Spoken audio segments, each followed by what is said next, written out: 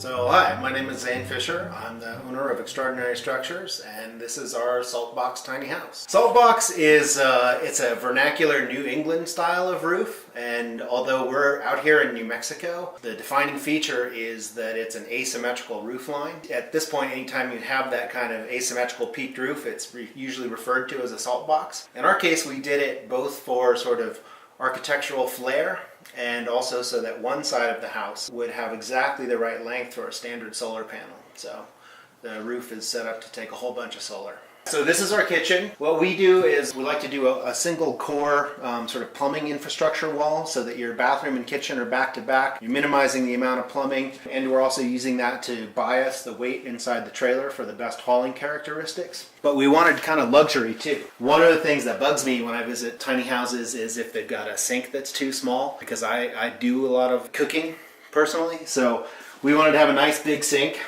So this is bigger than you're going to have in some apartments. And then we have a sort of a diverse cooking ecosystem here, from a convection toaster oven to a 2-burner induction. But you could outfit this with a larger refrigerator and more of a standard stove and oven. But these are the options that we chose for this one. And we used a single piece stainless steel unit here. This fridge is a drawer. There's a drawer situation right here. So it just fits right into the counter. It's small, but it's very efficient. Lots of drawers, lots of storage. In fact, I sometimes think there's too much storage in this place. I think it's adaptable to any person's particular sort of needs, and you can really make it home. So the bathroom is, it's bound to be small, right? It's in a tiny house like this, but we wanted a different characteristic. We have sort of a Scandinavian wood cabin style interior going on, and we wanted to sort of, create a whole different environment.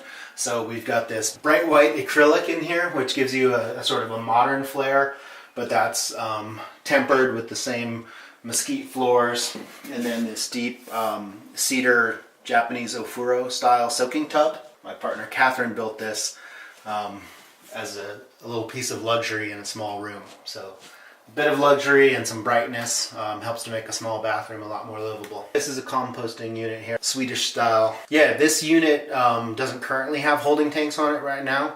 So what you would do is either tie it into a septic, or depending on your location, use a gray water system or add a tank. If, for example, like this unit will end up spending its life probably in New Mexico. You can do gray water, but your kitchen water is considered black water. So what we have pre-installed on the kitchen sink is a valve. So you could direct it to a tank, or if you're not using food, you could direct it to a gray water system. We like to avoid lofts whenever possible. They're enjoyable, but in a small space, we don't want to put too much weight up above or take up the nice airspace. But over the bathroom is a natural place to have a small loft. Can sleep up there, or a kid can sleep up there, a guest, or I think of it as kind of a reading nook. And we just have a ladder permanently mounted on the wall for a quick climb up there. And it turns out it's a nice space. A little reading light and a little outlet up there makes it pretty livable. The primary bed, we're using a horizontal Murphy or a wall bed system. So it just comes down right here. So what we do is we move this little fold-up rocker out of the way, and our furniture actually rolls, so we can move it to the side. All right. Just bring it out here. And this guy is what actually ends up supporting your bed, so that they're not in your way when you get out of bed in the middle of the night. You don't end up kicking the furniture here. You've got a little reading light, outlets at bed height, then you're right next to the window. So for me, this is more enjoyable than a loft. What we do here at Extraordinary Structures is a panelized construction system. We do a computer model of anything that we're going to build.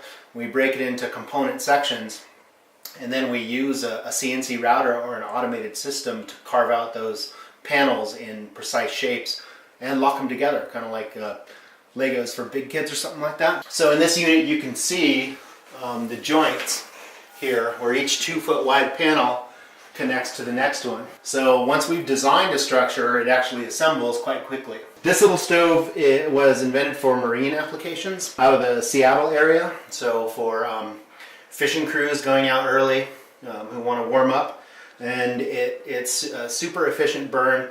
in a very small package. So that's why we like this stove. It's really in here as kind of showing off that there's room for luxury even in a small space. Primary heating and cooling in this unit is done with a mini split, so you don't actually need heat, but it's pretty nice, especially in the winter. Get back from a day of skiing or snowshoeing or just hard work and be able to light up a little fire. Kind of adds that something special that makes you feel like tiny house living is a luxury rather than something that you're giving something up for. Is there anything you wish you would have done differently with this build?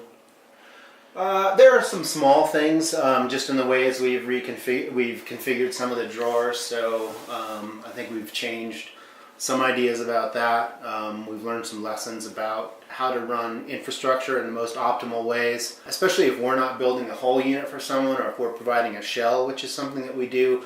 How to make sure that it can work really well for electrical and plumbing trades. Part of that is the tiny configuration, and part of that is using a panelized construction system like we do. Overall, I think we're pretty happy. You know, we've got other floor plans that we're working on that are different, but this one has a lot of versatility in it for us. Where do you see the future of this? Do you see this as something that is going to be progressing for many years to come, or do you see this as something where it's going to be a niche small market that's always been there, but now they're starting to become more aligned with the thought process of the tiny home living? Yeah, I think that there are components of it that are probably niche-y, but I think the idea of smaller, sort of smarter, energy efficient spaces, a little more minimal, especially for people who realize that they don't need much, but they place a high value on maybe resources that are shared in a community or open space or wilderness. I think it's going to continue to branch out. So I see it as we work through zoning issues. I see it having a pretty large impact on cities where we see prices escalating out of control and a need for higher densities, but in different form factors.